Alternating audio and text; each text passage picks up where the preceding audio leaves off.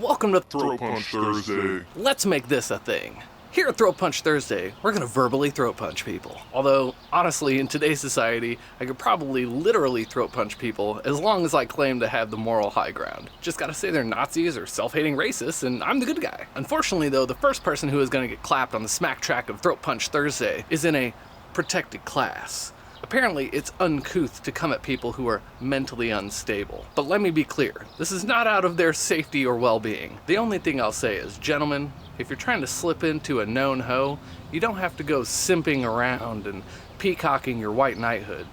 Or your white hoods, because let's be honest, anybody who understands this reference knows that you're a racist piece of trash. And I'm not using that in a watered-down way that has been degrading the pungency of the word for the past 5 years.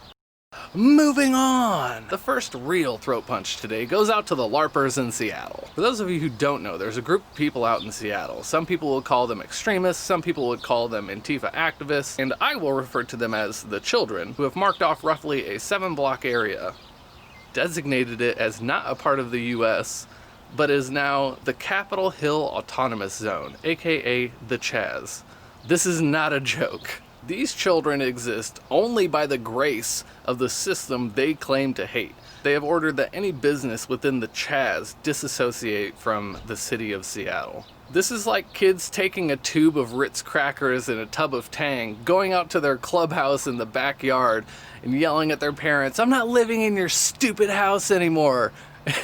There's mom on the back porch being like, okay, honey, and then just slides the door shut. What's preventing other people from walking in there, killing everyone, and taking it for themselves? The laws and those who enforce the law, which and who they claim they want gone. They issued a list of demands, some of which I actually agree with, but hey, even a broken clock is right twice a day. I'll leave them here so you can check them out.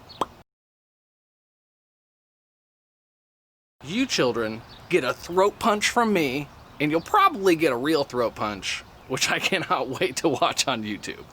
As this is the first installment of Throat Punch Thursday, shout out to Kathy Haney for recommending that name, we're gonna make it A double Throat Punch Thursday. Check this video out. Excuse me. Hey, excuse me. I work for Black Lives Matter. Yeah, sure. I'm sorry. Yeah. I work for Black Lives Matter. I'm sorry that I scared you. That's okay. But since I work for that company, my CEO has told me to come out today and to bring you on your knees because you have white privilege. So if they see that a white person is getting on their knees, that shows solidarity for the situation. And could you just please apologize for your white privilege? Just apologize? I am. I'm trying to think of the right words to say because that's a big thing to say. It's That's big. That comes from. It's large in this country. I'm incredibly sorry that. You know, with this country, we have that President Donald Duck, that clown in office. You know, he's brought a lot of bigotry, and you're not a part of it, right? No, God, jeez. No. And so, you know, Thank just- you for letting me have a moment with our project. okay, you have a great day. You know who's getting throat punched in this?